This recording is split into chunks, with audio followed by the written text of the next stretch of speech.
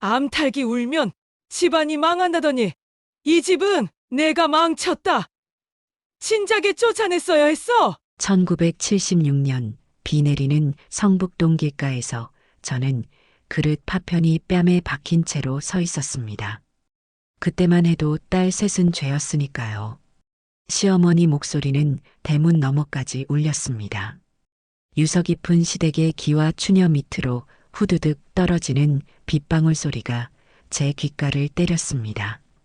마당 흙바닥은 이미 질퍽했고 세상은 온통 흐렸습니다. 아이들은 제 치마폭에 얼굴을 묻고 있었습니다. 첫째는 10살, 둘째는 8살, 셋째는 5살. 하얀 고무신을 신은 새 아이는 눈물이 무엇인지 아직 모르는 나이였지요. 엄마, 할머니가 왜 우리 보고 나가래? 첫째 딸 선이가 물었습니다. 그 아이는 이미 세상의 눈을 읽기 시작했습니다. 주변 동네 아주머니들이 대문 틈으로 들여다보던 시선, 반상회에서 수군거리던 목소리. 이미 모든 것을 느끼고 있었지요. 시아버지는 담뱃대를 턱턱 털며 마당에 서 있었습니다. 남편은 어디에도 없었습니다. 이마 위로 비가 흘러내렸지만 그는 움직이지 않았습니다. 종손대 끊어지게 생겼으니 이제 와서 무슨 말이 필요하겠냐. 그의 목소리는 바람 소리보다 작았습니다. 마치 오래된 라디오에서 들려오는 9시 뉴스처럼 담담했습니다. 뉴스는 늘 그렇게 누군가의 불행을 담담히 전했습니다. 이혼 도장 찍고 나가. 길게 볼 것 없다. 그 말에 제 무릎이 흔들렸습니다. 빨랫줄에 걸린 아이들의 옷이 바람에 펄럭였고 멀리서 확성기를 통해 울리는 새마을운동 방송 소리가 들렸습니다. 세상은 변함없이 돌아가고 있었습니다. 세상은 변함없이 돌아가고 있었습니다. 저는 천천히 대문 앞으로 걸어갔습니다. 세 딸의 손을 모두 잡을 수 없어 아이들은 서로의 손을 잡고 따라왔습니다.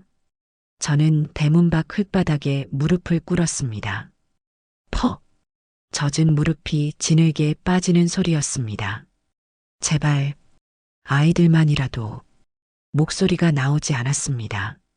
아이들의 학교는 어쩌고, 친구들은 어쩌고, 내일 아침 도시락은 어쩌고. 그때 동네 안악들이 수군거리기 시작했습니다. 저기 봐, 최신의 며느리 무릎 꿇었네. 딸만 셋 낳았으니 당연한 거지. 그래도 그렇지 요즘 세상에 그래도 대문 밖에 무릎 꿇이는 집안이 다 있네. 저는 우산도 없이 비를 맞고 있었습니다. 누가 부처님께 비는 것처럼 합장했는지도 모릅니다. 기억 속에서 그 순간은 여전히 젖어 있습니다. 그때 제 고무신 한 짝이 지늘게 빠져 다시는 찾을 수 없었습니다. 엄마 신발. 둘째 지선이가 말했지만 저는 알아듣지 못했습니다. 이미 세상의 소리가 들리지 않았으니까요. 소복을 적시는 빗소리만 남았습니다. 시어머니가 현관문에 서서 뭔가를 내던졌습니다. 처음에는 그게 무엇인지 알지 못했습니다. 나중에 보니 제가 시집올 때 가져온 다라이였습니다. 그 안에는 아이들 속옷 몇 벌과 학교 공책이 뒤섞여 있었습니다. 종갓집에서 딸만 낳은 년. 짐은 놔둘 수 없으니 당장 치워. 옆집 최씨 아주머니가 안타까운 눈길로 저를 봤지만 아무도 나서지 않았습니다. 그때 세상은 그런 세상이었습니다. 법보다 관습이, 정보다 체면이 더 컸던 시절이었지요. 저는 일어나 다라이를 끌어안았습니다. 그때 라디오에서 흘러나오던 노래가 아직도 귓가에 맴돕니다. 이미자의 동백아가씨였을까요? 아니면 나훈아의 잃어버린 정이었을까요? 세 딸은 말없이 제 치마폭을 붙잡고 있었습니다. 그런데 그 순간 가장 어린 셋째 아선이가 문득 시어머니를 향해 걸어갔습니다. 할머니, 엄마 울려서 미워요. 5살 아이의 목소리는 너무나 맑았습니다. 아이는 자신의 주머니에서 캐러멜 하나를 꺼내 나에게 내밀었습니다. 시어머니의 얼굴이 일그러졌습니다. 그 순간 시어머니의 눈에서 무언가가 지나갔습니다. 주저함이었을까요?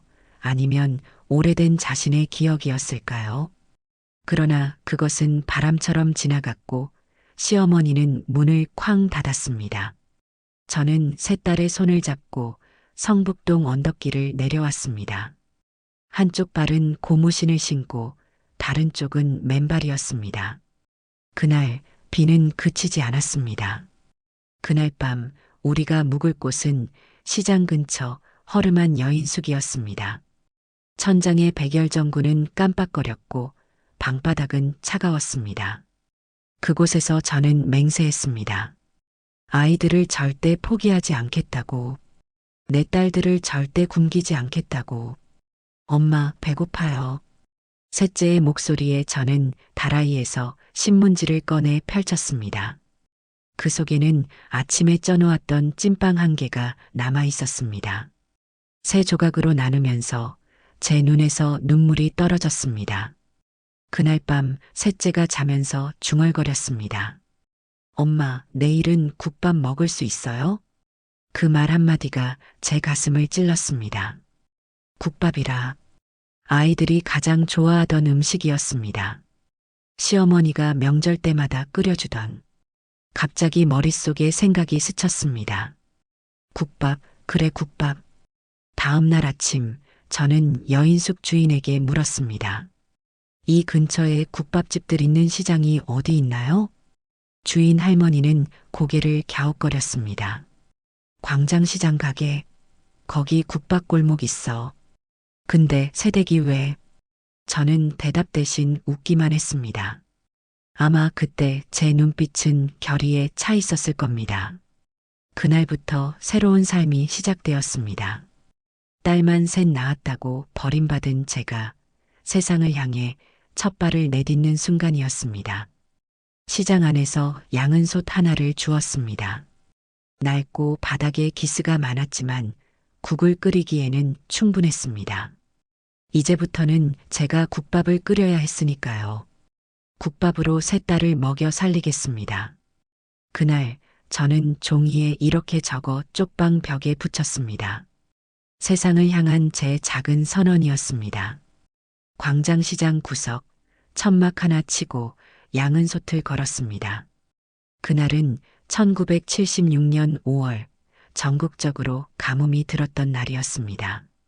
라디오에서는 달러가 480원을 넘어섰다는 뉴스가 흘러나왔고 사람들은 모두 허리띠를 졸라매던 시절이었지요. 아줌마, 거기서 뭘 하는 거요? 시장 입구에 생선 아주머니가 물었습니다. 손에는 칼이 들려 있었고 앞치마는 생선 비늘로 번들거렸습니다. 국밥 팔려고요. 제 목소리는 마른 바람처럼 가늘었습니다. 그러자 아주머니는 껄껄 웃었습니다. 부잣집 며느리가 국밥을 판다고? 그 손으로 어떻게 시장 국밥을 끓인다고? 제 손을 보니 정말 하얗고 깨끗했습니다. 시집살이 할 때도 손은 늘 고왔으니까요. 하지만 그것도 잠시 양은 솥을 만지는 순간 뜨거운 통증이 전해졌습니다. 첫 화상의 기억입니다. 아이고, 손대었네. 조심해야지. 생선 아주머니는 얼음을 한 덩어리 건네줬습니다. 차가운 얼음이 대인 살에 닿자 시원했습니다. 제가 할 수 있어요. 저는 중얼거렸습니다. 셋째가 주워온 양은 솥을 닦으며 또 한 번 중얼거렸습니다. 해야만 해요. 처음 끓인 국밥은 형편없었습니다. 무는 너무 질겨 씹을 수 없었고 고기는 너무 질겨 국물에 맛을 내지 못했습니다. 설상가상으로 소금을 너무 많이 넣어 짤기까지 했지요. 그날은 손님이 단 한 명도 없었습니다. 두 딸들은 학교를 마치고 돌아와 제 앞에 앉았습니다. 셋째는 국밥 냄새를 맡으며 눈을 반짝였습니다. 엄마, 이거 먹어도 돼요? 아이들은 그 짠 국밥을 한 그릇씩 비웠습니다. 단 한마디 불평도 없이 말이죠. 첫째는 심지어 엄마 국밥이 최고예요라며 엄지손가락을 세웠습니다. 그 모습에 저는 눈물을 참을 수 없었습니다. 하지만 곧 깨달았습니다. 이제 울 시간조차 없다는 것을요. 울음 대신 국물을 더 끓여야 했습니다. 둘째 날도 셋째 날도 손님은 없었습니다. 시장 사람들은 그저 호기심 어린 눈으로 저를 쳐다볼 뿐이었습니다. 딸 셋의 남편 없이 어떻게 살려고. 종갓집 며느리라더니 쫓겨났나 봐. 불쌍해라. 저 손으로 어떻게 국밥을. 귓가에 들리는 소리들이 칼보다 날카로웠습니다. 그러나 저는 침묵했습니다. 내 딸들을 위해 국밥을 더 맛있게 끓이는 법을 연구하는데 모든 정신을 쏟았습니다. 넷째 날 아침 시장 입구에서 웬 할아버지가 천천히 걸어왔습니다. 낡은 중절모에 지팡이를 짚은 노인이었습니다. 세댁, 국밥 한 그릇 주시겠소? 첫 손님이었습니다. 떨리는 손으로 국밥을 한 그릇 떠드렸습니다. 소금도 적당히, 무는 충분히 익히고 고기도 부드럽게 삶았습니다. 할아버지는 천천히 국물을 한 숟가락 떠서 입에 넣으셨습니다. 그리고는 이 국물에서 눈물 맛이 나는구먼. 깜짝 놀랐습니다. 제가 국물에 눈물을 떨어뜨린 적은 없었거든요. 할아버지는 고개를 끄덕이며 계속 드셨습니다. 세댁, 국밥은 그냥 끓이는 게 아니야. 정성으로 끓이는 거야. 이 국물의 세댁에 젊은 어머니의 정성이 드러나 있구먼. 할아버지는 그릇을 비우고 돈을 내셨습니다. 그리고 지팡이를 짚고 일어서며 말씀하셨습니다. 내일도 올 테니 국밥 끓여놓게. 그 말 한마디가 제 삶을 바꿨습니다. 다음 날부터 손님이 하나둘 늘어났습니다. 시장 상인들도 점심시간에 한 그릇씩 먹으러 왔습니다. 아주머니, 국밥 맛있네요. 내일도 올게요. 아이고, 무가 정말 부드럽네. 비법이 뭐예요? 이 시래기는 어디서 구했어? 씹는 맛이 좋네. 국밥 맛에 대한 칭찬은 많았지만 그보다 더 많은 것은 질문이었습니다. 남편은 어디 있어요? 애들 아빠는 왜 안 보이나? 혼자서 어떻게 장사하고 애들 키워요? 그런 질문들에 저는 대답하지 않았습니다. 그저 미소 지으며 국밥을 더 맛있게 끓이는데 집중했지요. 어느 날 국민학교 선생님이 가장 방문을 찾아오셨습니다.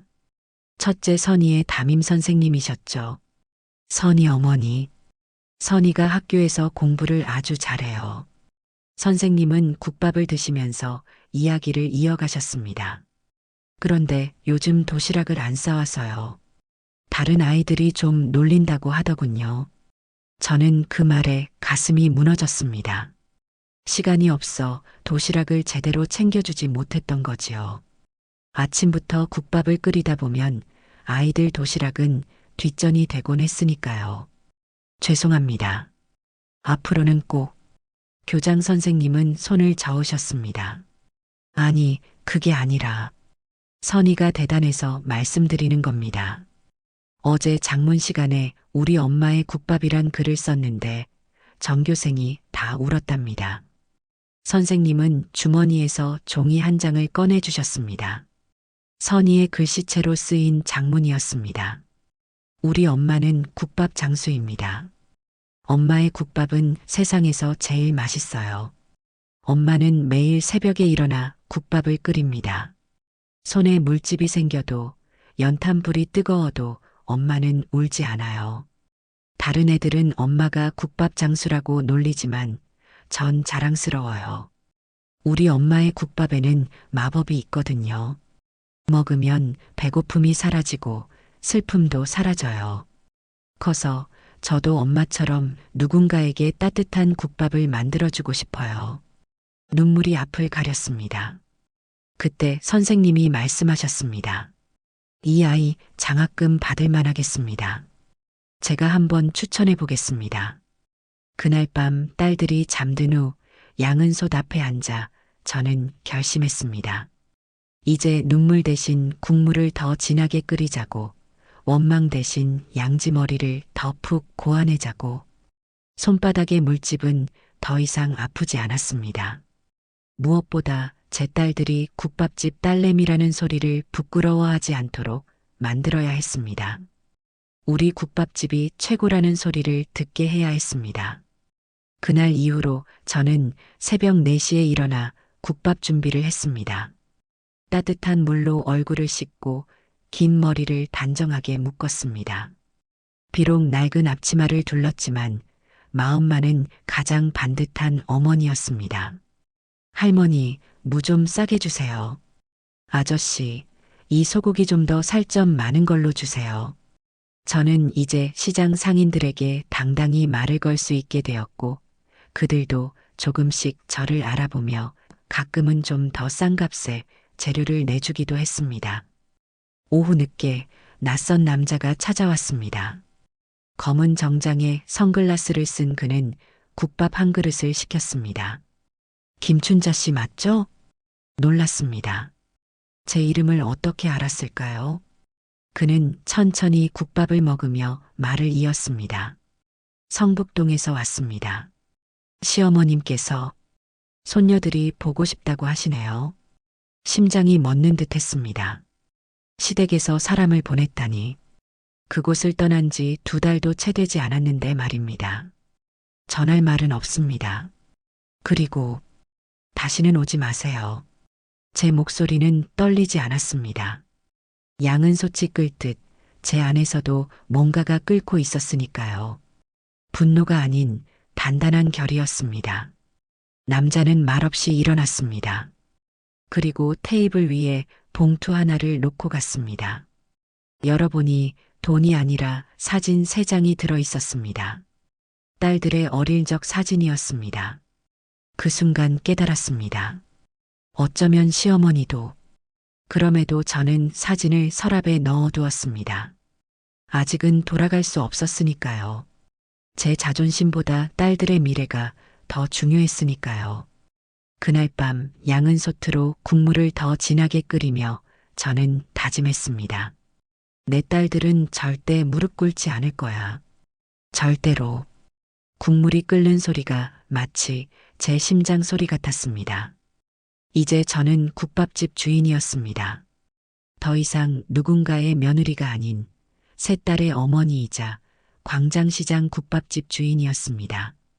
1977년 겨울 그 애는 유난히도 춥다고들 했습니다.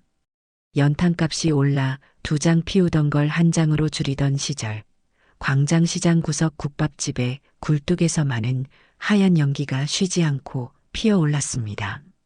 아줌마, 이 추위에 어쩜 이리 일찍 나와요?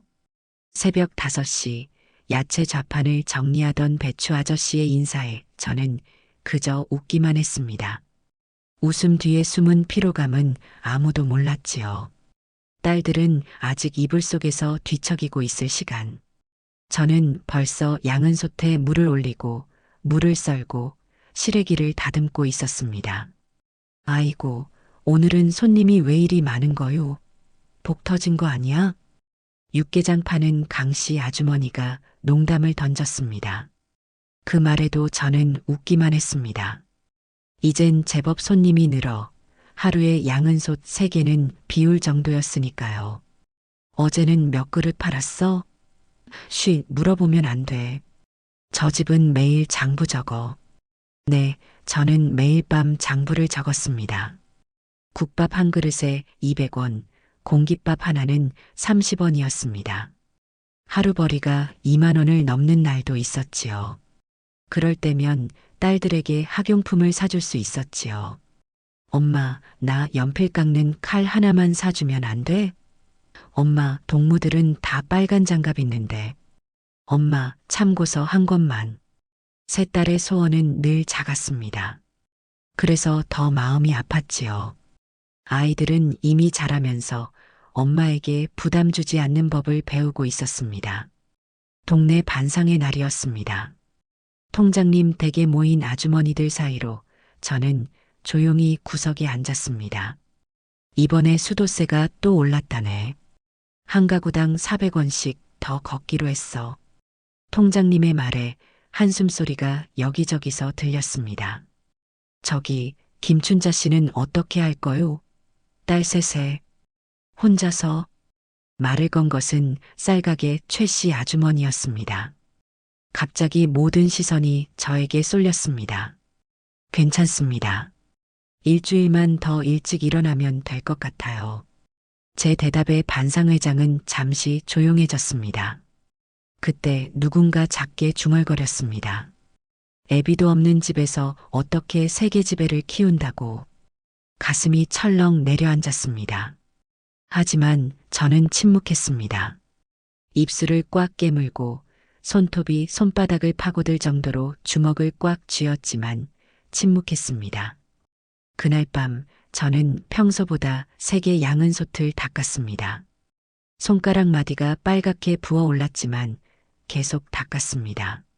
마치 누군가의 말을 지우듯이 말입니다. 다음 날은 첫째 선희의 중간고사 결과가 나오는 날이었습니다. 아이는 국밥집에 달려와 시험지를 내밀었습니다. 엄마, 1등이야. 국어 100점, 산수 98점. 모든 과목이 90점이 넘었습니다. 선희의 눈에는 자부심이 가득했습니다. 우리 딸, 정말 대단하다. 저는 아이를 끌어안았습니다. 그런데 선희의 얼굴이 갑자기 어두워졌습니다. 근데 엄마, 담임 선생님이 학부모 면담하자고 하셨어. 심장이 빠르게 뛰기 시작했습니다. 국밥집을 비울 수가 없었습니다. 하루라도 문을 닫으면 단골 손님들이 떨어질 테고, 그럼 수입도 줄어들 테니까요. 엄마가 꼭 갈게. 그날 저녁 양은솥을 일찍 내려놓고 학교로 향했습니다. 첫째의 교실 앞에 서자 과거의 기억이 밀려왔습니다. 저도 한때는 공부를 잘했습니다. 그러나 여자는 글 읽히면 팔자 사나워진다며 고등학교도 보내주지 않으셨던 부모님. 아, 선희 어머니 오셨네요. 들어오세요. 선생님은 반갑게 맞아주셨습니다. 교실 안에는 다른 학부모들도 있었습니다. 모두 단정한 옷차림이었고 손은 하얗고 깨끗했습니다. 선희가 정말 우수한 학생이에요. 특히 작문 실력이 탁월해서 교내 100일장에 나가면 좋을 것 같아요. 선생님의 칭찬에 가슴이 벅차올랐습니다. 하지만 다른 학부모들의 시선이 느껴졌습니다. 국밥집 딸내미라는 속삭임이 들리는 듯 했습니다. 감사합니다만 100일장은 어떤. 제 손은 거칠었습니다. 양은솥을 닦고 물을 써는 손이었습니다. 그 손으로 연필을 쥐고 신청서를 작성하는데 어색했습니다. 그때 옆자리 학부모가 작게 말했습니다. 저기, 남편은 왜 안 오셨어요? 보통 이런 건 아버지가. 말을 끝맺기도 전에 선생님이 끊었습니다. 선희는 정말 특별한 아이예요. 어머니께서 잘 키우신 덕분이죠. 집으로 돌아오는 길, 저는 혼자 걸었습니다. 아이 학교 오는데 따로 신을 좋은 신발조차 없었습니다. 검정 고무신은 소리 없이 아스팔트를 밟았습니다. 가로등 불빛 아래 제 그림자가 길게 늘어졌습니다. 나도 공부하고 싶었는데 입 밖으로 새어나온 중얼거림이었습니다. 그때 문득 깨달았습니다. 제 딸들은 반드시 공부해야 한다고, 대학도 가야 한다고, 저처럼 되지 않아야 한다고. 그날 밤 또다시 장부 앞에 앉았습니다. 이번에는 국밥 매출만이 아니라 선희 대학 저금통이라는 항목을 새로 만들었습니다.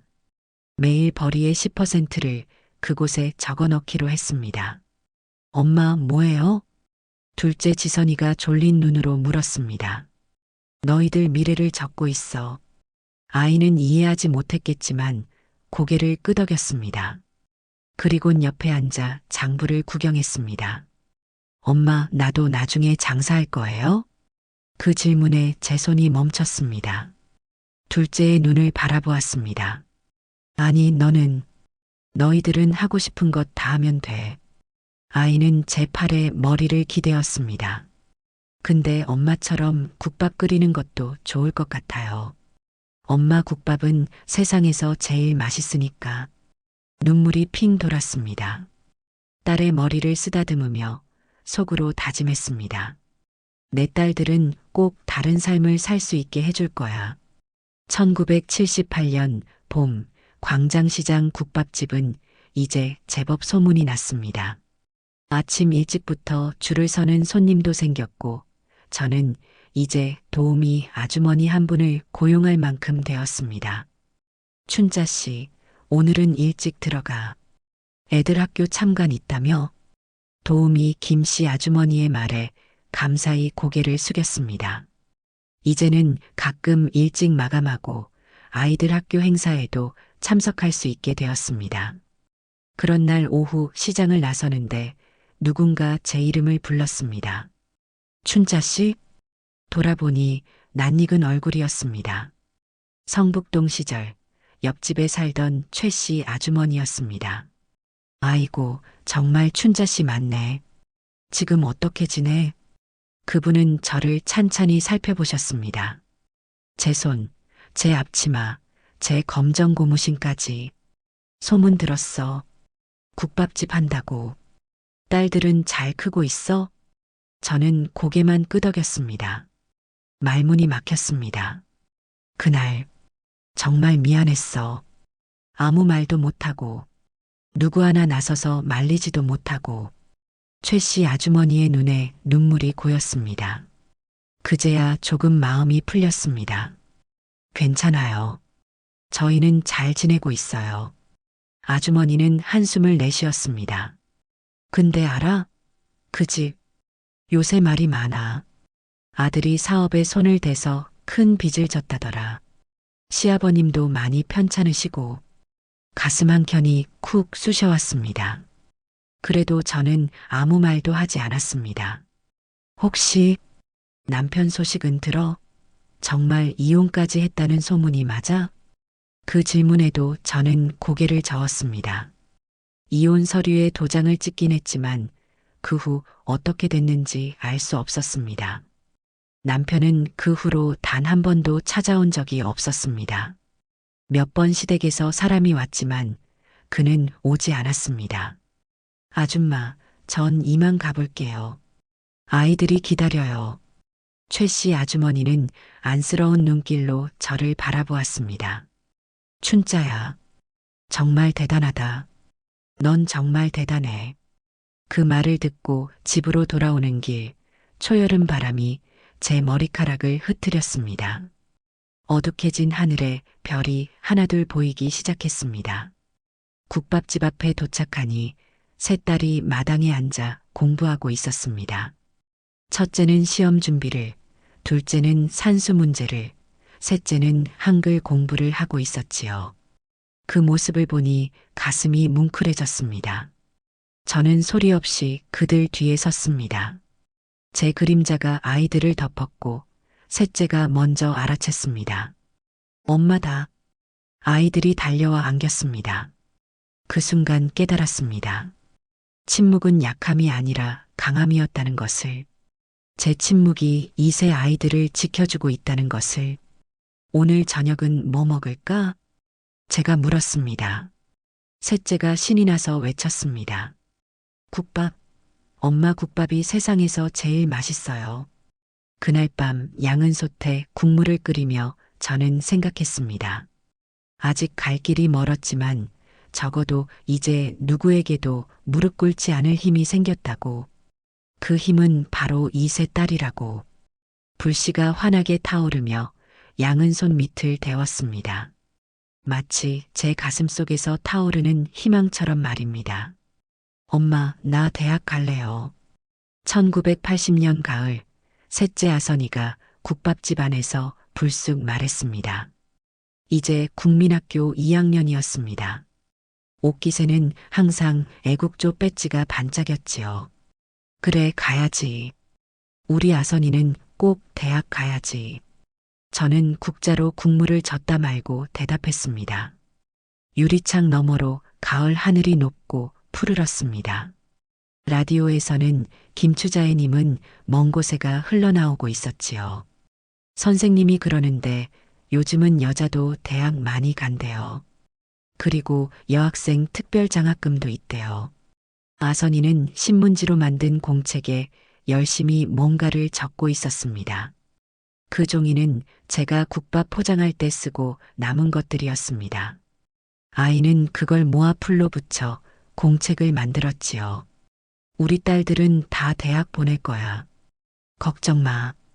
대답은 쉬웠지만 마음은 무거웠습니다. 첫째 선이는 중학생이 되어 제법 의젓해졌고 둘째 지선이는 내년이면 국민학교 졸업을 앞두고 있었습니다. 곧 대학 학비가 필요할 때가 올 테고 지금 버는 돈으로는 턱없이 부족했습니다. 그날 밤 셋째가 잠든 후 녹슨 철제 상자를 열었습니다. 그 안에는 대학 저금통이라고 적힌 봉투가 있었습니다. 조금씩 모은 돈이었지만 대학 등록금의 절반도 안 되는 액수였습니다. 어떡하지? 걱정하는데 첫째 선이가 조용히 다가왔습니다. 이미 어른의 눈빛을 가지고 있었습니다. 엄마, 내 장학금 받을 수 있어. 걱정 마. 그 아이는 엄마의 마음을 읽는 듯 했습니다. 선이는 학교에서 항상 1등을 놓치지 않았고 장문대회에서도 여러 번 상을 탔습니다. 나 서울대 갈 거야. 법대. 선이의 말에 가슴이 뭉클해졌습니다. 법대라.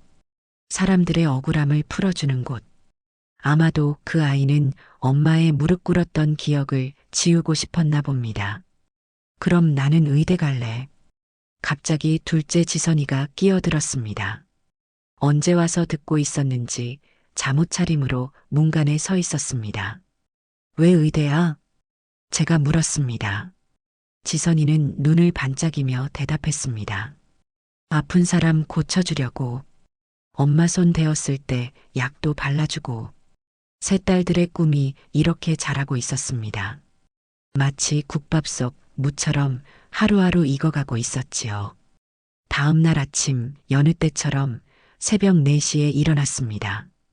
그런데 부엌에 이미 불이 켜져 있었습니다. 첫째 선이가 양은 솥에 물을 올리고 있었습니다. 선이야, 왜 벌써 일어났어? 아이는 미소를 지었습니다. 엄마 좀 도와주려고요. 이제 저도 할 수 있어요. 가슴이 찡했습니다. 큰아이는 이미 어른의 손이 되어 있었습니다.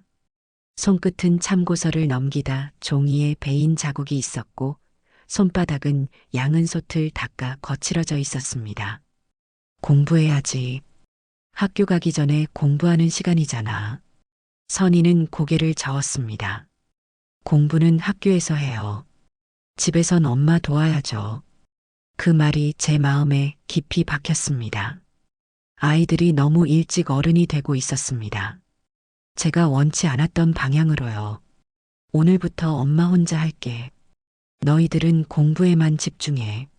세 딸은 반대했지만 저는 단호했습니다. 그날부터 딸들의 도움을 거절했습니다. 비록 더 힘들었지만 그것이 제가 엄마로서 할 수 있는 유일한 선물이었으니까요. 그해 겨울, 큰 눈이 내렸습니다. 도로는 꽁꽁 얼었고 연탄길은 더 미끄러웠습니다. 그날 아침 연탄 10장을 지고 언덕을 오르다 넘어졌습니다. 무릎이 깨지고 손목이 접질렸습니다. 큰일 났네. 이러다 장사 못하겠어. 이웃 할머니의 말에 눈물이 핑 돌았습니다. 하루라도 가게 문을 닫으면 손님들은 다른 집으로 갈 테고 그럼 수입이 끊길 테니까요. 그날 저녁 세 딸이 학교에서 돌아와 저를 발견했습니다. 붕대감은 손과 다리를 보고 놀란 표정이었지요. 엄마, 왜 그랬어요? 왜 혼자서? 첫째가 눈물을 글썽였습니다. 그 아이는 가방을 내던지고 곧장 부엌으로 향했습니다. 양은 솥을 꺼내고 물을 썰기 시작했습니다. 내일부터 내가 할게요. 학교 끝나고 반대할 기운이 없었습니다.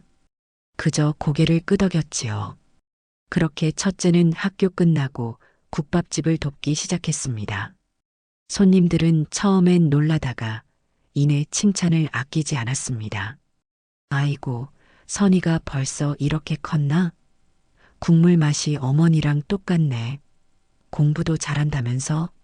대단하다, 대단해. 그러던 어느 날 첫째가 하교길에 작은 상자를 들고 왔습니다. 포장지로 쌓인 그것을 저에게 건넸습니다. 엄마, 이거 첫 월급으로 샀어요. 월급이라니.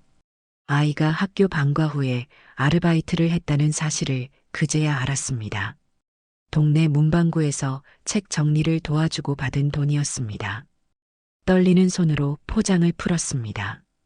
그 안에는 반짝이는 새 연탄 집게가 있었습니다. 엄마 손 잡고 되잖아요. 이제 이거 써요.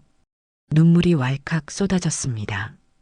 딸의 첫 월급으로 산 연탄 집게를 꼭 쥐고 있는데 마치 보물을 쥔 것 같았습니다. 고마워. 우리 딸. 그 연탄 집게는 국밥집 벽에 걸어두었습니다. 매일 보면서 힘을 내기 위해서였지요. 학교 선생님이 국밥집을 찾아오신 것은 그로부터 얼마 후였습니다. 첫눈이 살짝 내리던 날이었지요. 선이 어머니 맞으시죠? 잠시 얘기 좀 나눌 수 있을까요? 불안했습니다. 첫째 선이에게 무슨 일이라도 생겼나 싶어 가슴이 쿵쾅거렸습니다. 우리 선이가 전국 장문대회에서 대상을 받았습니다. 장관상이에요. 순간 귀를 의심했습니다. 장관상이라니. 주제가 내 인생의 등대였는데 선이가 어머니에 대해 썼더군요. 국밥 끓이는 어머니의 손이라는 제목으로요. 선생님은 복사본 한 장을 내밀었습니다. 첫 문장부터 눈물이 핑 돌았습니다. 나의 어머니는 국밥을 끓이신다. 그 국물에는 세상의 모든 슬픔과 기쁨이 녹아있다. 어머니의 손은 거칠지만 그 손이 만든 국밥은 세상에서 가장 부드럽다. 글을 다 읽지 못했습니다. 눈물이 앞을 가렸으니까요. 선생님은 계속 말씀하셨습니다. 이 상으로 선이는 특별장학생 추천을 받게 됩니다. 고등학교 졸업할 때까지 학비 걱정은 없을 거예요. 그날 밤 가게 문을 일찍 닫고 세 딸과 함께 삼겹살을 구워 먹었습니다. 그 당시 저희에게 삼겹살은 명절에나 먹는 귀한 음식이었지요. 우리 선이 정말 자랑스러워. 고기를 굽다 문득 깨달았습니다. 이제 첫째의 대학 진학 때까지 돈을 모으면 어느 정도 해결된 셈이었습니다. 하지만 둘째, 셋째는 걱정 마세요, 엄마. 둘째 지선이가 제 생각을 읽기라도 한 듯 말했습니다. 저도 장학금 받을 거예요. 그리고 지선이는 교복 주머니에서 작은 메모지를 꺼냈습니다. 이거 봐요. 제가 계산해 봤어요. 셋째까지 다 대학 보내려면 얼마나 더 벌어야 하는지. 12살 아이가 이미 가계부를 계산하고 있었습니다. 메모지에는 빼곡한 숫자들이 적혀 있었습니다. 국밥 한 그릇, 하루 매출, 월 수입. 가슴이 먹먹해졌습니다. 이 아이들은 이미 어른이 되어 있었습니다. 제가 무릎 꿇었던 그 순간부터 아이들은 어른이 되기로 결심했던 것 같았습니다. 자, 이제 고기 다 익었어요. 많이 드세요, 엄마. 셋째 아선이가 젓가락으로 고기를 제 그릇에 담아주었습니다. 9살 아이의 손길이 이미 친정 어머니 같았습니다. 창밖으로 첫눈이 내리고 있었습니다. 1980년의 겨울, 저는 비로소 희망을 보았습니다. 그것은 첫눈처럼 소리 없이 내려앉은 희망이었습니다. 그날 밤 양은 솥을 닦으며 저는 문득 웃음을 지었습니다. 세 딸이 각자의 꿈을 향해 달려가는 모습이 눈앞에 그려졌기 때문입니다. 법대, 의대, 그리고 아직 정하지 못한 셋째의 미래까지. 우리 딸들은 반드시 내 손으로 키울 거야. 열심히 살다 보니 시간 가는 줄 모르고 일했습니다. 큰아이가 벌써 고등학교 3학년이 되었지요. 어느 날과 같은 평범한 저녁, 아이들과 늦은 저녁을 먹고 있었습니다. 그때 전화벨이 울렸습니다. 밤 10시가 넘은 시간, 누구일까 싶어 수화기를 들었습니다. 여보세요? 춘자 씨, 나예요. 순간 심장이 멎는 듯 했습니다. 남편의 목소리였습니다. 8년 만에 들어보는 그 목소리는 낯설면서도 익숙했습니다. 무슨 일이세요? 제 목소리는 떨리지 않았습니다. 이미 단단해진 마음이었으니까요. 어머님이 많이 편찮으세요. 병원에 계십니다. 전화를 끊고 나서도 한동안 그 자리에 서 있었습니다. 바깥에서는 눈이 더 거세게 내리고 있었습니다. 창가에 선 제 모습이 유리창에 비쳤습니다. 그 얼굴은 이미 시댁에서 쫓겨난 28살 새댁의 얼굴이 아니었습니다. 세 딸을 키우며 국밥집을 일군 32살의 여인의 얼굴이었습니다. 엄마, 무슨 전화예요? 첫째 선희가 물었습니다. 저는 잠시 망설이다 진실을 말했습니다. 친할머니가 많이 편찮으시대. 새 아이의 눈빛이 달라졌습니다. 그들은 잠시 서로를 바라보더니 첫째가 입을 열었습니다.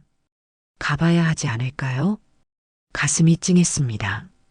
그 아이들에게 상처를 준 사람들인데도 아이들은 이미 용서할 준비가 되어 있었습니다. 내일 가볼게. 그날 밤 오랜만에 꿈을 꾸었습니다. 성북동 그 집 대문 앞에 무릎 꿇었던 꿈이었습니다.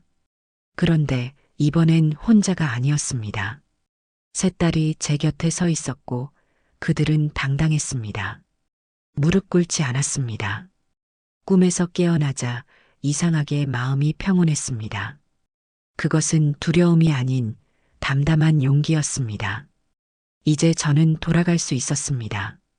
더 이상 도망치는 것이 아니라 당당히 마주할 수 있었습니다. 눈이 내리는 아침, 저는 국밥집 문을 닫고 성북동으로 향했습니다. 1984년 1월의 공기는 얼음장같이 차가웠습니다. 병원에 도착하니 70년대 중반에 지어진 시멘트 건물이 회색 하늘 아래 더욱 음침해 보였습니다. 현관문을 열자 특유의 소독약 냄새가 코를 찔렀습니다. 병실로 향하는 복도는 길고 좁았습니다. 흰 형광등이 깜빡이며 매 발걸음마다 그림자를 드리웠습니다. 병실 문 앞에 서자 심장이 주먹만해졌습니다. 문을 열기 전 저는 깊게 숨을 들이쉬었습니다. 이제 더는 무릎 꿇지 않을 것이라고 스스로에게 다짐했습니다. 누구세요? 문을 열자 낯선 여자가 물었습니다. 아마도 간병인이거나 다른 친척인 듯 했습니다. 옆에는 시아버지가 앉아 계셨습니다. 8년 만에 뵙는 시아버지의 머리카락은 완전히 하얗게 변해 있었고 그 등은 한없이 구부정했습니다. 저예요. 시아버지는 천천히 고개를 들어 저를 보셨습니다. 그분의 눈에는 놀라움과 복잡한 감정이 교차했습니다. 왔구나. 단 한마디였지만 그 목소리에는 여러 감정이 섞여 있었습니다. 저는 고개를 숙여 인사드리고 병상으로 다가갔습니다. 시어머니는 백발이 된 채 산소호흡기를 끼고 누워 계셨습니다. 한때 저를 내쫓던 그 위험 있는 모습은 온데간데 없고 새의 뼈처럼 여위어 있었습니다. 어머니, 제 목소리에 그분의 눈꺼풀이 살짝 움직였습니다. 입술이 떨리더니 작은 소리가 새어나왔습니다. 국밥. 놀랐습니다. 제 귀를 의심했습니다. 어머니, 제가 춘자예요. 알아보시겠어요? 시어머니의 눈이 천천히 떠졌습니다. 그분의 눈동자는 흐릿했지만 저를 향해 있었습니다. 국밥 한 그릇만. 간호사가 들어와 시어머니의 맥박을 체크했습니다. 폐렴이 심해서 음식을 거의 못 드시는데 어제부터 계속 국밥을 찾으세요. 혹시 특별한 의미가 있나요? 저는 대답하지 못했습니다. 목이 메어서였습니다. 시어머니 옆에 앉아 그분의 손을 조심스레 잡았습니다. 한때 저를 무시하고 내쫓던 그 손은 이제 앙상한 나뭇가지 같았습니다. 의사가 들어와 상태를 설명했습니다. 많이 위험하십니다. 폐에 물이 차고 의식도 자주 흐려지세요. 가족들 모두 오시는 게 좋겠습니다. 병실을 나오는데 시아버지가 따라 나오셨습니다. 복도에 서서 그분은 잠시 침묵하셨습니다. 춘자야, 미안하다. 그 말에 가슴이 철렁 내려앉았습니다. 지난 8년간 단 한 번도 사과를 기대하지 않았는데 이렇게 갑자기 들으니 오히려 당황스러웠습니다. 아이들은 잘 크고 있니? 네. 다들 건강하고 공부도 열심히 해요. 시아버지는 깊은 한숨을 내쉬셨습니다. 국밥집 잘 되나 보더라. 그분이 어떻게 알고 계신지 의아했습니다. 마치 제 생각을 읽기라도 한 듯 시아버지는 말을 이으셨습니다. 내 소식 가끔 들었다. 글쎄, 동네 사람들이 다들 내 국밥 맛있다고 소문이 자자하더라. 잠시 침묵이 흘렀습니다. 창밖으로 눈이 더 세차게 내리고 있었습니다. 사실은 말이다. 시아버지의 목소리가 떨렸습니다. 우리가 큰일 났다. 공기가 더 차가워진 것 같았습니다. 아들놈이 사업한다고 집까지 담보 잡히더니 이제 빚쟁이들이 들이닥치고 병원비도 없고 가슴이 아팠습니다. 남편의 사업 실패, 그리고 그로 인한 집안의 몰락. 제가 쫓겨난 동안에 시댁은 완전히 달라져 있었습니다. 제가 도울 일이 있을까요? 그 말이 제 입에서 나오는 순간 저도 놀랐습니다. 하지만 미워해야 할 이유가 있음에도 미워할 수 없었습니다. 그들도 결국은 사람이니까요. 시아버지는 눈물을 훔치셨습니다. 고맙다. 하지만 내가 어떻게, 넌 애들 셋에 말끝을 흐리셨습니다. 그때 병실에서 간호사가 급하게 나왔습니다. 어르신, 빨리 들어오세요. 상태가 갑자기 안 좋아지셨어요. 우리는 급히 병실로 돌아갔습니다. 시어머니의 호흡이 가빠지고 얼굴이 창백해져 있었습니다. 의사가 달려와 응급처치를 했습니다. 1시간 후 위기는 가까스로 넘겼습니다. 의사는 고개를 저었습니다. 이제 시간 문제입니다. 준비하시는 게 좋겠습니다. 병실 밖으로 나오는데 복도 끝에서 익숙한 실루엣이 보였습니다. 남편이었습니다. 8년 만에 보는 그의 모습은 너무 달라져 있었습니다. 검은 머리카락 사이로 하얀 새치가 보였고 눈가에는 깊은 주름이 자리 잡고 있었습니다. 춘자, 그가 천천히 다가왔습니다. 손에는 낡은 서류 가방을 들고 있었고 양복은 구겨져 있었습니다. 왔구나. 눈을 마주치기가 어려웠습니다. 그의 눈에는 부끄러움과 후회가 가득했습니다. 어머니가 많이 편찮으시다고 해서 고마워. 와줘서. 어색한 침묵이 흘렀습니다. 말없이 병실로 향하는 그의 뒷모습을 바라보았습니다. 한때 그토록 사랑했던 사람, 그러나 정작 제가 가장 필요로 할 때 곁에 없었던 사람. 병원을 나와 버스를 기다리는데 누군가 제 이름을 불렀습니다. 돌아보니 시댁의 육촌 도련님이었습니다. 그분은 당시 제가 쫓겨날 때 유일하게 말리려 했던 분이었습니다. 오랜만입니다. 잘 지내셨어요? 그분은 따뜻한 미소를 지으셨습니다. 네, 그럭저럭요. 들었어요. 국밥집 한다고. 얼마나 대단한지. 그분은 한숨을 내쉬었습니다. 사실은 형수님께 드릴 말씀이 있어서요. 눈이 내리는 정류장 아래 그분은 조용한 목소리로 말을 이었습니다. 그때 형수님을 그렇게 내보낸 건 사실 큰어머님의 뜻만은 아니었어요. 가슴이 쿵 내려앉았습니다. 무슨 말씀이세요? 형님이. 그러니까 이미 다른 여자가 있었거든요. 아들을 낳아줄 사람이 필요하다고. 세상이 흔들리는 듯 했습니다. 숨을 쉴 수가 없었습니다. 그래서 핑계를 만든 거예요. 딸만 셋이라는. 버스가 도착했지만 저는 움직일 수 없었습니다. 도련님은 조용히 말을 이었습니다. 근데 이제 그 여자도 떠났어요. 빚더미에 앉으니까. 형님이 이젠 정말 혼자예요. 아무 말도 할 수 없었습니다. 8년간 품어온 원망과 상처가 한순간에 다시 터져 나올 것 같았습니다. 형수님, 화나시죠? 당연해요. 하지만 도련님은 주머니에서 낡은 편지 한 통을 꺼냈습니다. 이건 큰어머님이 쓰신 편지예요. 형수님에게 전해달라고. 작년부터 계속 부탁하셨는데 용기가 없어서 떨리는 손으로 편지를 받았습니다. 봉투에는 춘자에게라고 적혀 있었습니다. 읽어보세요. 큰어머님은 많이 후회하고 계세요.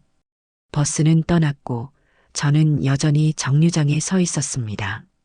편지를 열어볼 용기가 나지 않았습니다. 집으로 돌아가는 길, 눈은 계속 내렸고 가슴은 복잡한 감정으로 가득 찼습니다. 국밥집에 도착하니 김씨 아주머니가 걱정스러운 표정으로 기다리고 있었습니다. 어이구, 춘자야. 큰일 났어. 가슴이 철렁했습니다. 아이들이요? 아니, 아이들은 괜찮아. 근데 아까 사람들이 왔었어. 양복 입은 사람들이 빚 독촉하러 왔다더라. 놀랐습니다. 제게 무슨 빚이 있단 말입니까? 무슨 소리예요? 그 사람들 말로는 내 남편. 아니, 전 남편 빚이라는데. 이혼하기 전에 내가 보증을 섰다나 아니면 서명을 위조했거나. 다리에 힘이 풀렸습니다. 의자에 털썩 주저앉았습니다. 그 사람들 명함 두고 갔어. 내일 다시 온대. 명함을 보니 대한금융이라고 적혀 있었습니다. 전 남편이 제 이름으로 보증서를 위조했다니. 어떻게 이런 일이. 저녁이 되어 딸들이 학교에서 돌아왔습니다. 첫째는 내일이면 대학 입시를 위한 모의고사가 있다고 했고, 둘째는 교내 과학경시대회에서 상을 탔다고 자랑했습니다. 셋째는 새 참고서를 사고 싶다고 조르고 있었지요. 아이들의 얼굴을 보니 갑자기 눈물이 왈칵 쏟아질 것 같았습니다. 이 아이들에게 어떻게 이런 일이 생겼다고 말할 수 있을까요? 겨우 안정을 찾아가던 우리 가족인데. 엄마, 할머니는 어떠셨어요? 첫째 선이가 물었습니다. 많이 편찮으셔. 아이들에게 모든 걸 말해야 할지 망설여졌습니다. 시댁의 몰락, 남편의 배신, 그리고 이 빚 문제까지. 할머니가 너희들 보고 싶어 하셨어. 그것만 말했습니다. 아직은 아이들에게 더 큰 짐을 지울 수 없었습니다. 우리도 한번 가볼까요? 둘째 지선이가 조심스레 제안했습니다. 놀랐습니다.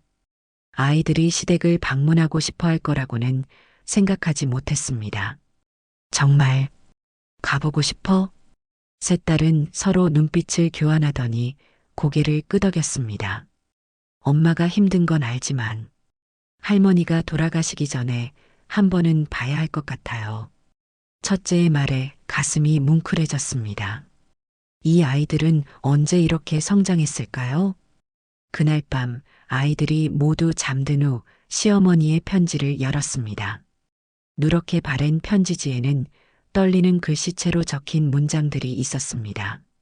춘자야, 이렇게 편지로나마 용서를 빌 수밖에 없어 부끄럽구나. 나도 한때는 너처럼 시댁에서 홀대받은 며느리였다. 그때의 아픔을 너에게 고스란히 물려준 것 같아 가슴이 아프다. 사실 나도 딸만 셋을 낳았었지. 시아버지 위독하실 때 전처의 아들을 내 소생으로 올린 거였어. 그 아이가 바로 너의 남편이지. 그런데 내가 왜 너에게 그런 아픔을 주었는지 용서해다오. 이제 와서 이런 말이 무슨 소용이 있겠냐만. 내 딸들 정말 잘 컸다더구나. 한 번만 보고 싶구나. 내가 잘못했다. 정말 잘못했다. 편지를 읽는 내내 눈물이 멈추지 않았습니다. 시어머니도 저와 같은 아픔을 겪었다니. 그런데 왜 저에게 같은 아픔을 주셨을까요? 다음 날 아침 문을 두드리는 소리에 일어났습니다. 검은 양복을 입은 두 남자가 서 있었습니다. 오춘자 씨 맞으십니까?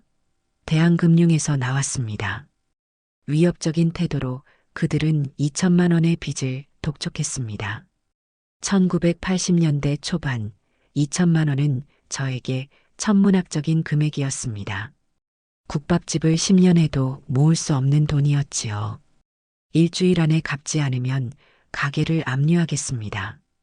그들이 떠난 후 저는 양은솥 앞에 주저앉았습니다. 이제 어떻게 해야 할까요? 모든 것을 잃을 위기에 처했습니다. 8년간 일군 국밥집, 딸들의 미래, 그리고 우리의 보금자리까지. 전화벨이 울렸습니다. 여보세요? 춘자 씨? 병원입니다. 어머님 상태가 급격히 나빠지셨어요. 빨리 오세요. 전화를 끊고 우두커니 서 있는데 갑자기 문이 열렸습니다. 첫째 선이었습니다. 엄마, 무슨 일 있어요? 아까 사람들이 왔다던데. 선이의 눈은 이미 모든 것을 알고 있는 듯 했습니다. 더는 숨길 수 없었습니다. 응, 아버지가 진 빚이 있어. 우리 가게가 위험해. 선이는 잠시 침묵했습니다. 그리고는 결연한 목소리로 말했습니다. 엄마, 할머니부터 가봐요. 이건 내가 알아볼게요. 선이야, 넌 어떻게 해? 엄마, 난 법대 갈 거라고 했잖아요. 이미 민법 공부 시작했어요. 불법 보증은 효력이 없을 수도 있어요. 18소녀의 눈에는 어른의 결단력이 담겨 있었습니다. 그리고 우리 셋이서 의논했어요. 엄마가 쓰러지면 안 돼요. 엄마는 우리의 전부니까. 그 말에 눈물이 왈칵 쏟아졌습니다. 제가 딸들을 키운 게 아니라 딸들이 저를 지켜주고 있었습니다.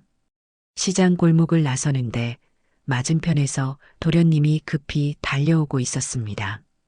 형수님, 큰일 났어요. 큰어머님이. 말을 끝맺기도 전에 저는 뛰기 시작했습니다.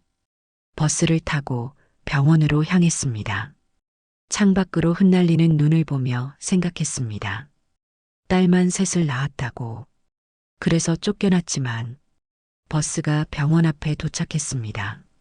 급히 내리려는데 발이 미끄러져 넘어질 뻔했습니다. 그때 누군가 제 팔을 잡아주었습니다. 조심해. 남편이었습니다. 그의 눈은 붉게 충혈되어 있었습니다. 어머니가 위독하세요. 말없이 병원으로 뛰어들어갔습니다. 복도를 지나 병실로 향했습니다. 문을 열자 시어머니는 산소 마스크를 쓴 채 힘겹게 숨을 쉬고 계셨습니다. 어머니, 침대 옆에 다가가 시어머니의 손을 잡았습니다. 그 손은 차갑고 가벼웠습니다. 희미한 목소리로 시어머니가 제 이름을 불렀습니다. 그분의 눈에서 눈물이 흘러내렸습니다. 서 말을 잇지 못하고 시어머니는 제 손을 꼭 쥐셨습니다. 그리고는 무언가를 건네주려 하셨습니다. 그것은 작은 유기 그릇이었습니다. 성북동에서 제가 사용하던 바로 그 국밥 그릇.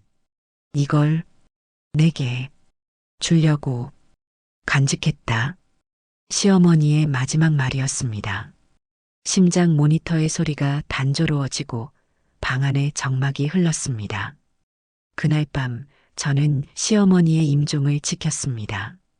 그리고 손에는 유기 그릇을 쥔 채 창밖으로 내리는 눈을 바라보았습니다. 닫혔던 문이 열리고 새로운 위기가 찾아왔습니다. 하지만 이제 저는 알았습니다.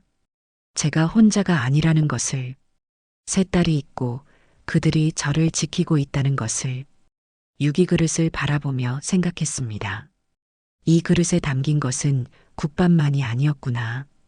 용서와 화해, 그리고 새로운 시작이었구나. 그의 1월, 시어머니의 장례식은 조용했습니다. 옛 종갓집의 위엄은 사라지고 가난한 상주들만 남은 초라한 장례식이었습니다. 시아버지는 빈소에서 계속 눈물을 흘리셨고 남편은 말없이 술만 마셨습니다. 저는 딸 셋을 데리고 조문했습니다. 아이들은 처음 보는 친척들 앞에서 조용히 절을 올렸습니다. 친척들은 놀란 눈으로 아이들을 바라보았습니다. 저게 춘자 딸들이냐? 어쩜 저리 반듯하게 컸나? 딸내미들이 국밥집 딸마저? 중학생이 벌써 저렇게 예쁘고. 수군거림이 들렸지만 아이들은 흔들리지 않았습니다. 저는 그런 아이들이 자랑스러웠습니다. 장례를 마치고 집으로 돌아가려는데 시아버지가 저를 불러 세웠습니다. 춘자야, 잠깐만. 복도 끝에서 시아버지는 낡은 나무 상자를 들고 계셨습니다.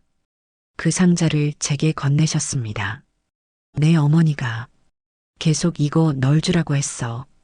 상자를 열어보니 낡은 한복 한 벌과 작은 금반지, 그리고 누렇게 변색된 종이 한 장이 있었습니다. 내가 시집 올 때 입었던 한복이야. 어머니가 내가 쫓겨난 후에도 계속 간직했더라.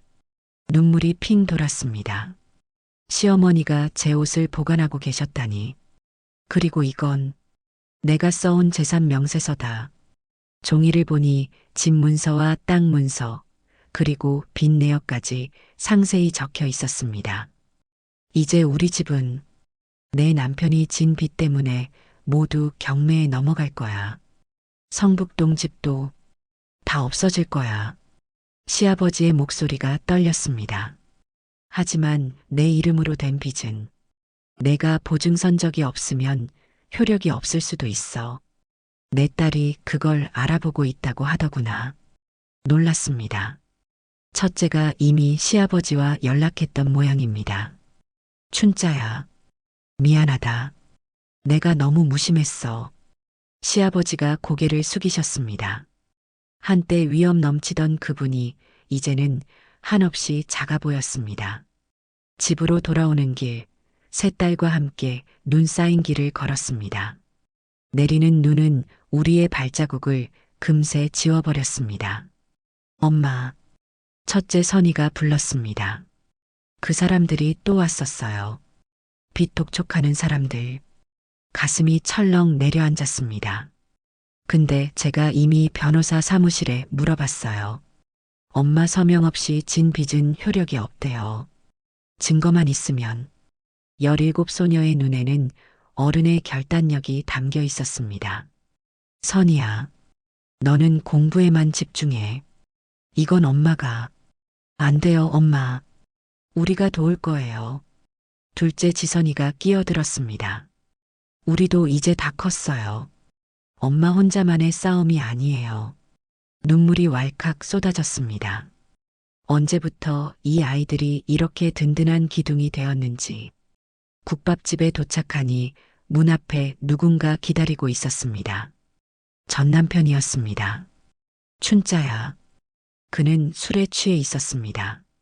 딸들은 경계하는 눈빛으로 그를 바라보았습니다. 들어갈게요, 엄마. 첫째가 말하며 동생들을 데리고 안으로 들어갔습니다. 이제 제 앞에는 전 남편만 남았습니다. 할 말이 뭐야? 제 목소리는 차가웠습니다. 그는 흔들리는 목소리로 말했습니다. 미안해. 정말 미안해. 남편은 눈물을 흘리며 제 앞에 무릎을 꿇었습니다.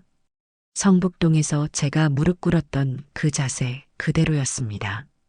나 때문에 내가 모든 걸 잃었는데 그런데도 어머니 임종을 지켜줘서 눈앞의 광경이 믿기지 않았습니다.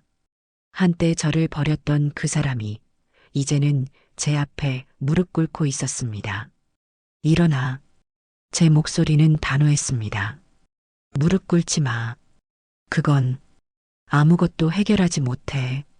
그는 천천히 일어났습니다. 눈물로 범벅이 된 얼굴이었습니다. 난 정말 형편없는 남편이었어. 그래, 넌 나쁜 남편이었어. 솔직하게 말했습니다. 더는 숨길 필요가 없었습니다. 하지만 지나간 일이야. 이제 중요한 건 딸들이야. 여전히 사랑이 남아 있었는지 미움뿐이었는지 저도 알 수 없었습니다. 하지만 하나는 확실했습니다. 이제 우리는 다른 사람이 되어 있다는 것. 춘자야, 나도 도울게. 빚 문제 내가 해결할게. 그의 말에 희망이 보였습니다. 하지만 한편으로는 불안했습니다. 그가 또 다른 실수를 하지 않을까 하는 두려움이 있었습니다. 어떻게? 네. 인감증명서가 있어. 내 이름으로 위조된 서명. 그걸 증명할 수 있어. 남편의 말에 깜짝 놀랐습니다.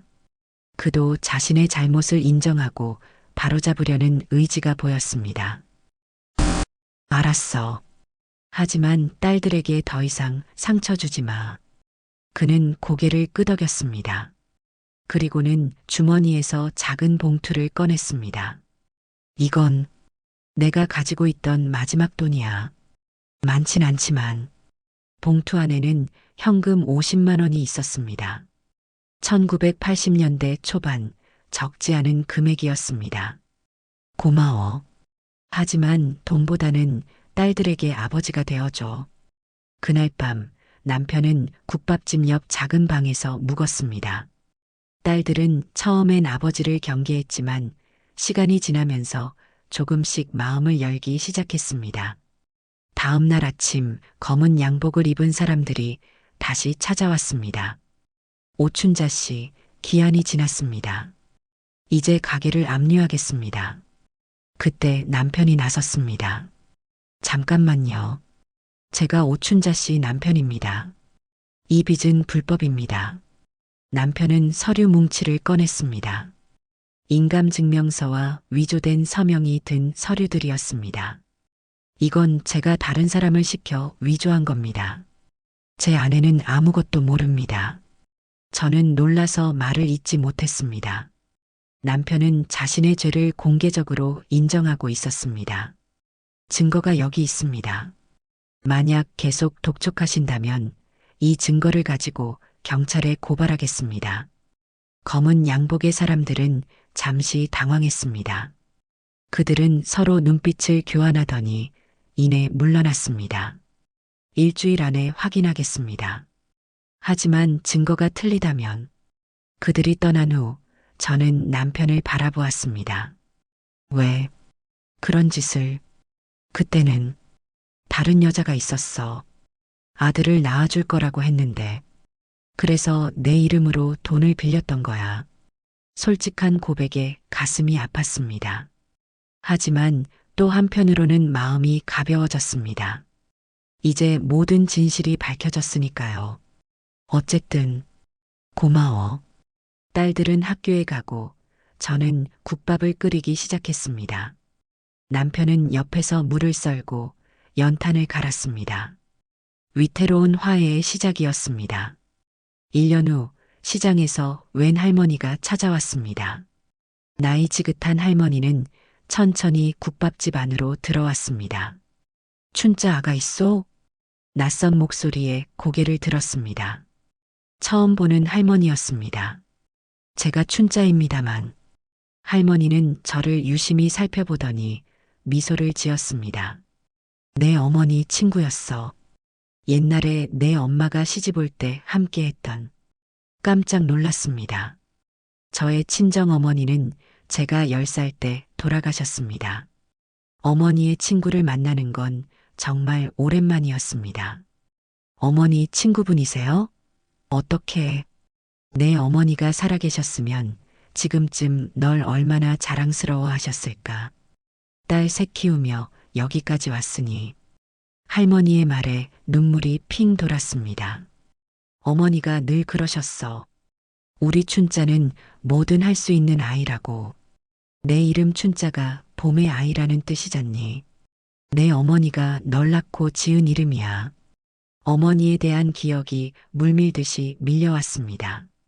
10살 때 돌아가신 어머니, 그리고 시집간 후로는 친정과도 멀어진 저였습니다.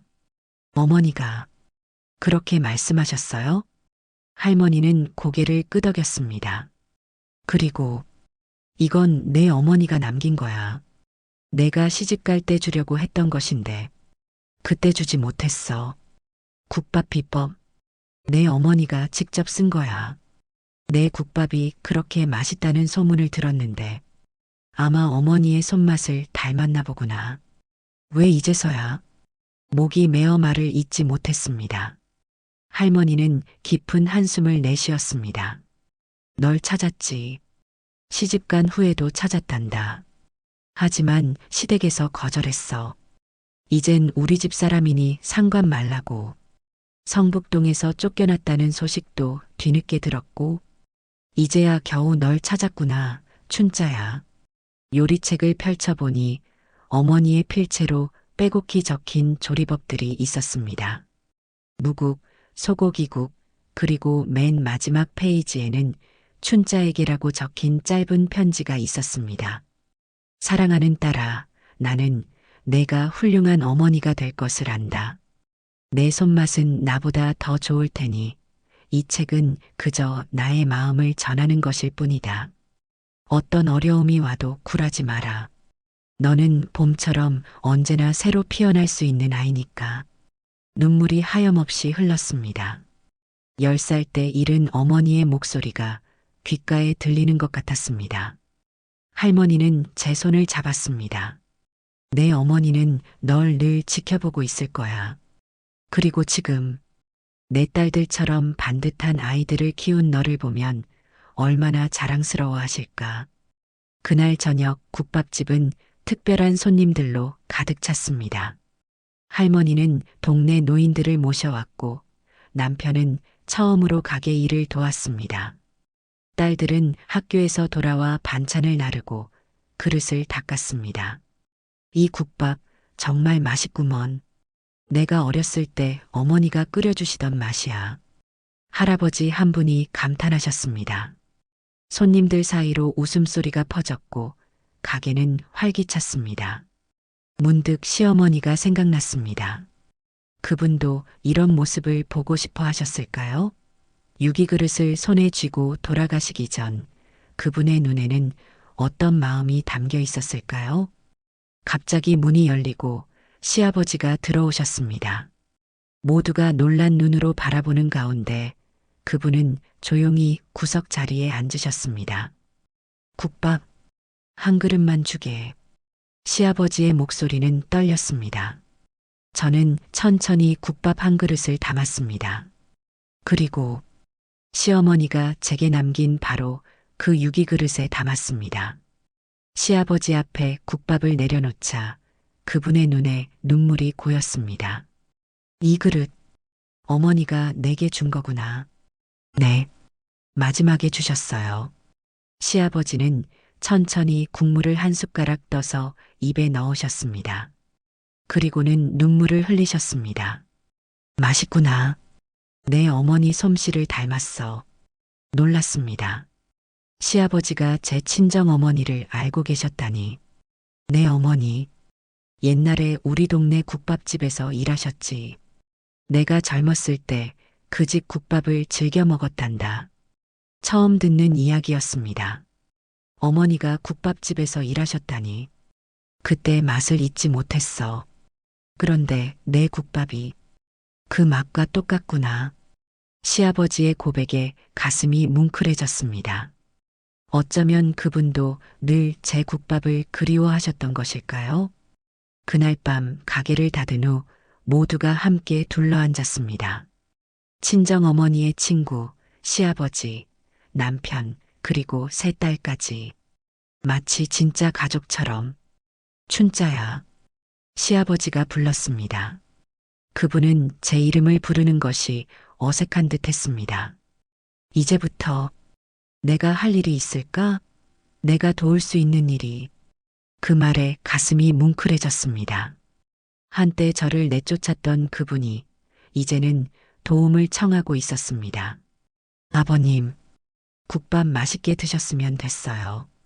저는 미소를 지었습니다. 마음속 깊은 곳에서 무언가가 풀어지는 느낌이었습니다. 오랫동안 품어온 원망이 조금씩 녹아내리고 있었습니다. 춘자야. 어머니 친구분이 다정하게 불렀습니다. 어머니 친구분이라니. 뭐라고 불러야 할지. 제가 머뭇거리자 그분이 빙그레 웃으셨습니다. 그냥 이모라고 불러다오. 내 어머니와 나는 그렇게 가까웠으니까. 이모. 어릴 적 불러봤던 그 호칭이 몇십 년 만에 다시 입에서 나왔습니다. 내 어머니가 늘 하던 말이 있어. 사람은 이름으로 불러줘야 비로소 사람이 된다고. 내가 이제 모두에게 제대로 된 이름을 찾아준 것 같구나. 그 말에 문득 깨달았습니다. 시집살이 내내 저는 야라고 불렸습니다. 이름 없는 며느리였지요.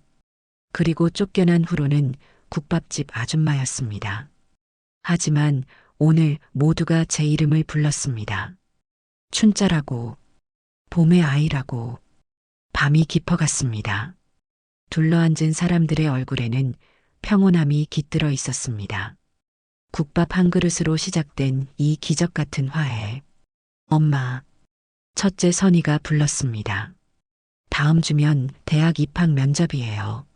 원서는 이미 넣었지만 면접 준비를 더 해야 해요. 1. 아이의 눈에는 결의가 담겨 있었습니다. 서울대 법대 면접은 언제니? 다음 주 금요일이에요. 그리고 면접 준비는 제가 다 했어요. 도서관에서 법학책도 빌려보고 선배들에게 조언도 구했어요. 감격스러웠습니다. 아이가 이렇게까지 열심히 준비하고 있었다니. 우리 딸 꼭 합격할 거야. 면접에서도 반드시 빛날 거야. 모두가 선의를 응원했습니다. 그리고 둘째, 셋째도 자신의 꿈을 이야기했습니다. 의사가 되고 싶다는 둘째, 선생님이 되고 싶다는 셋째. 창밖으로 눈이 다시 내리기 시작했습니다. 하지만 이번 눈은 차갑지 않았습니다. 마치 봄의 첫눈처럼 따뜻하게 느껴졌습니다. 국밥집 창문에 비친 우리 모습이 보였습니다. 모두 함께 둘러앉아 웃고 있는 모습. 이것이 바로 제가 원했던 가족의 모습이었습니다. 춘자야. 시아버지가 다시 불렀습니다. 그분의 목소리에는 진심이 담겨 있었습니다. 고맙다. 정말 고맙다. 그 한마디에 그동안의 아픔이 씻겨 내려가는 듯 했습니다. 봄이 오고 있었습니다. 제 이름처럼 새로운 봄이. 2022년 가을 광장시장 안쪽 골목에 46년 전통의 춘자네 국밥집이 있습니다. 가게 입구에는 낡은 전기 간판이 달려 있고 그 아래 1976년부터 끓여온 정성 국밥이라고 적혀 있습니다. 창가에는 오래된 사진들이 걸려 있습니다. 흑백 사진 속에는 양은솥 앞에 선 젊은 여인과 새 어린 딸의 모습이 담겨 있지요. 이제 제 나이 74살. 세월의 흔적이 제 얼굴에 깊게 새겨졌지만 여전히 매일 아침 5시에 일어나 국밥을 끓입니다. 할머니, 이제 그만 쉬세요. 제가 할게요. 첫째 선희의 딸 지민이가 손수건으로 제 이마에 땀을 닦아줍니다. 지민이는 이제 26, 우리 국밥집의 셰프가 되었습니다. 괜찮아. 할머니는 이 일이 좋아. 손녀의 도움을 받아 난간에 앉습니다. 창밖으로 고층 빌딩 사이로 해가 떠오르고 있습니다. 예전에는 보이지 않던 풍경이죠. 세상이 많이 변했습니다. 할머니, 아까 방송국에서 전화 왔어요. 인터뷰 확정됐대요. 지민이가 알려줍니다. 지난달 저희 국밥집이 전통을 잇는 맛의 장인이란 프로그램에 소개되기로 했습니다. 작은 국밥집이 이렇게 유명해진다니 꿈만 같습니다. 손녀가 양은솥에 국물을 끓이는 모습을 보며 생각에 잠깁니다. 세월이 참 빠르게 흘렀습니다. 첫째 선희는 법대에 합격했습니다. 19소녀의 꿈이 현실이 된 순간이었지요. 손에 든 합격 통지서를 보며 세 딸과 함께 펑펑 울었던 기억이 납니다. 둘째 지선이도 의대에 합격했습니다. 그 아이는 성적 장학금을 받아 학비 걱정 없이 공부할 수 있었습니다. 막내 아선이는 교육대학에 진학했습니다. 그해 겨울, 저는 처음으로 국밥집을 하루 쉬고 세 딸과 함께 설악산으로 여행을 떠났습니다. 눈 덮인 산을 오르며 우리는 함께 꿈을 꾸었습니다. 엄마, 성북동에서 무릎 꿇던 날부터 딱 14년이 지났어요. 첫째 선이가 말했습니다. 그 말에 가슴이 찡했습니다. 12해. 그 세월이 어떻게 흘렀는지도 모르게 지나갔습니다. 1990년대 딸들은 각자의 자리에서 빛나기 시작했습니다. 선이는 변호사가 되어 여성 인권을 위한 일을 했고, 지선이는 소아과 의사가 되어 아픈 아이들을 돌봤으며, 아선이는 초등학교 교사가 되어 아이들에게 꿈을 심어주었습니다. 그리고 저는 여전히 국밥을 끓였습니다. 할머니, 이거 좀 보세요. 지민이가 제게 태블릿을 건넵니다. 화면에는 우리 국밥집에 대한 블로그 글이 떠 있습니다. 세 딸을 키운 국밥 장인의 이야기. 와, 조회수가 10만 넘었네요. 지민이가 신이 나서 말합니다. 제 이야기가 이렇게 많은 사람들에게 알려지다니 부끄럽기도 하고 감사하기도 합니다. 블로그 글 아래 댓글들을 보니 눈물이 핑 돕니다. 저도 어머니가 혼자 저희 남매를 키우셨어요. 이 이야기 보고 울었습니다. 진짜 한국 어머니의 모습이네요. 감동입니다. 오늘 꼭 이 국밥집 가볼게요. 그 맛에 역사가 담겨 있다니. 진심 어린 댓글들에 가슴이 따뜻해집니다. 창밖을 보니 시장 입구에 버스 한 대가 서고 사람들이 내립니다. 관광객들입니다. 이제 저희 국밥집은 광장시장의 명소가 되었습니다. 할머니, 진짜 기집애 셋이 할머니의 복이었네요. 지민이가 웃으며 말합니다. 그 말에 마음이 뭉클해집니다. 그렇습니다. 세 딸은 제 인생의 가장 큰 복이었습니다.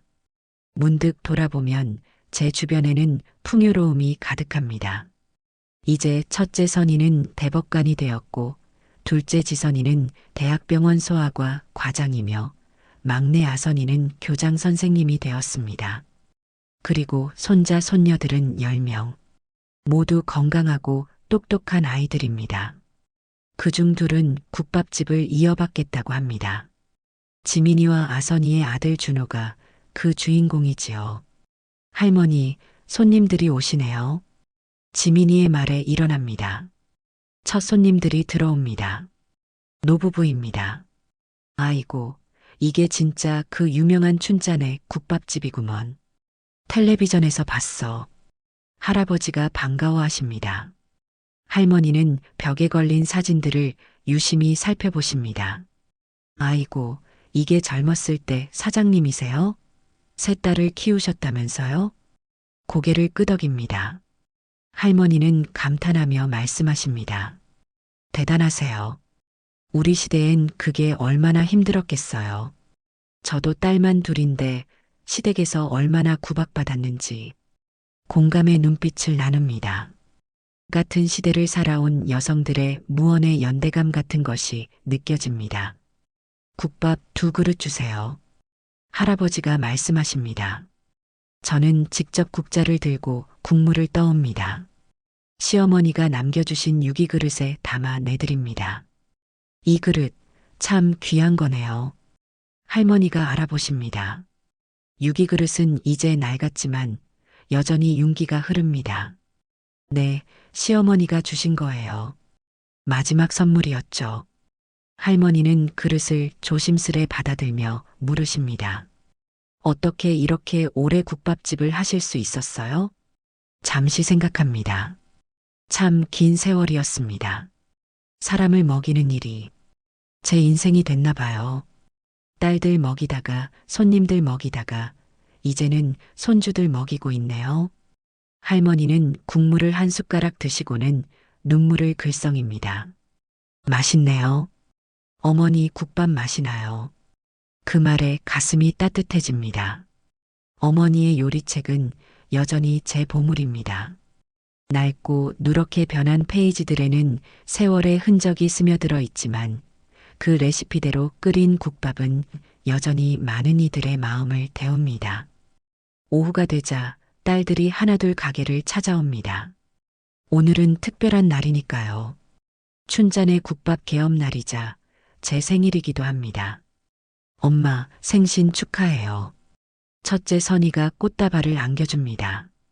딸의 얼굴에도 세월의 흔적이 보이지만 그 눈빛만은 여전히 17소녀 그대로입니다.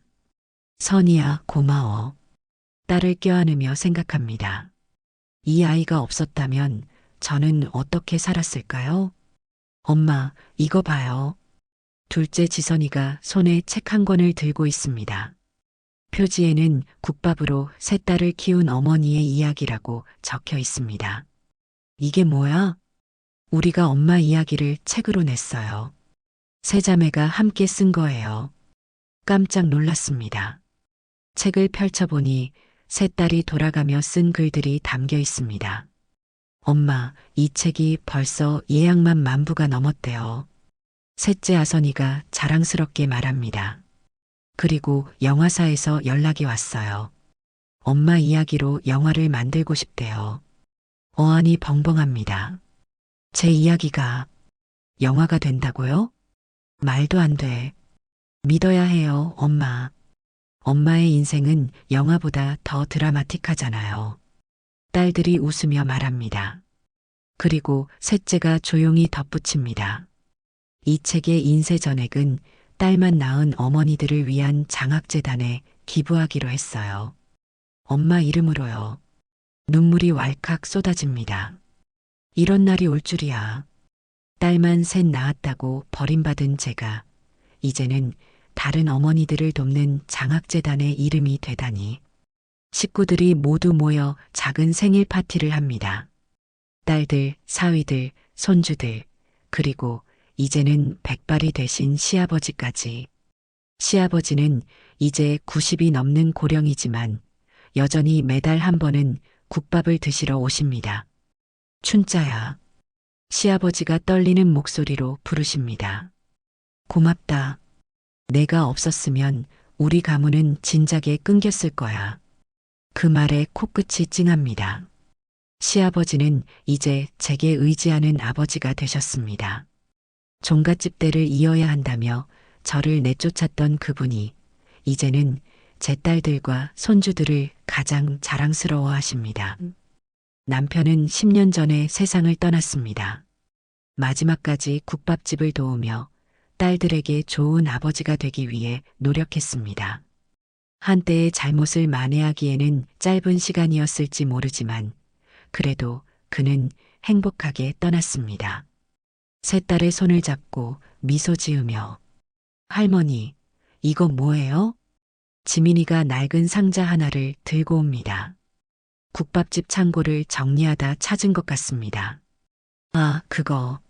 상자를 열어보니 오래전 잃어버렸던 제 검정 고무신이 있습니다. 성북동에서 무릎 꿇던 날 진흙에 빠져 잃어버렸던 그 신발.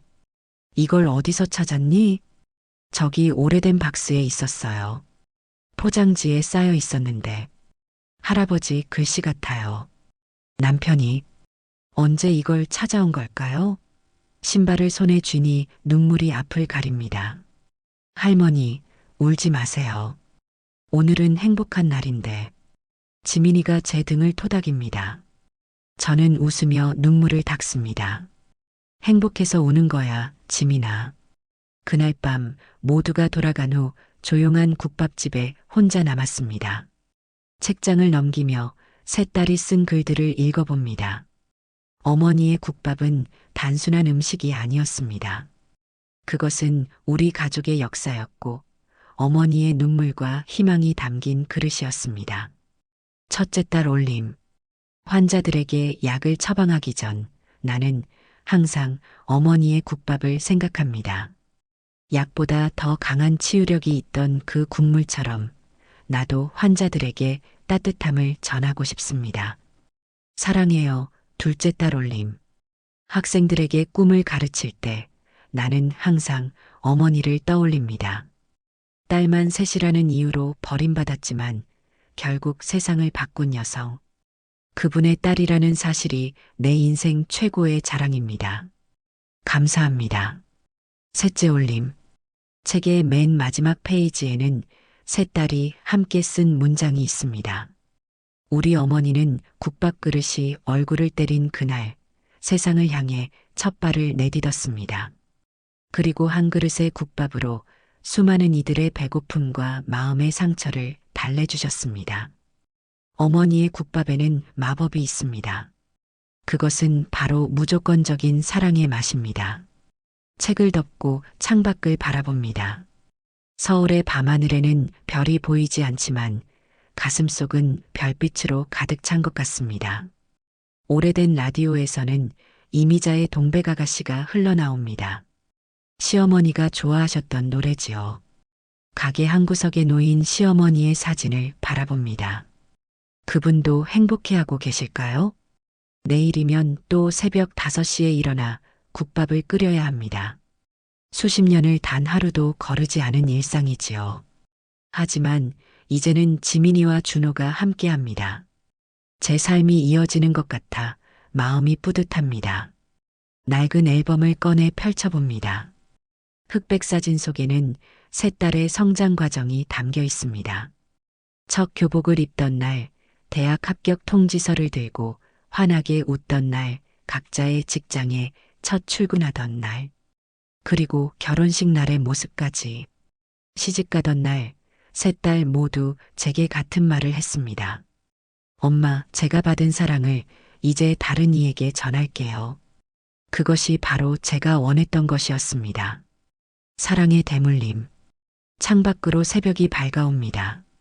어느새 밤이 지나고 새날이 시작되고 있네요. 몸은 피곤하지만 마음은 가볍습니다. 국밥솥 앞에 다시 서서 불을 지핍니다. 첫 국물이 끓기 시작하자 익숙한 향기가 퍼집니다. 그 향기 속에 지난 세월월의 모든 기억이 담겨 있는 것 같습니다. 진흙 속에 무릎 꿇었던 날부터 오늘 아침까지 참 많은 일이 있었습니다. 눈물도 많이 흘렸고 웃음도 많이 지었습니다. 하지만 한 가지 확실한 것은 제가 결코 후회하지 않는다는 것입니다. 딸만 셋을 낳았다고 버림받은 그날, 저는 오히려 더 넓은 세상을 얻었으니까요. 국밥 한 그릇에 제 인생을 담아 끓이며 오늘도 중얼거립니다. 딸만 낳았다고 버림받은 그날, 나는 세상을 낳았습니다. 오늘 이야기가 마음에 드셨다면 좋아요와 구독, 알람 설정 잊지 마세요. 여러분의 따뜻한 댓글 하나가 정말 큰 힘이 됩니다.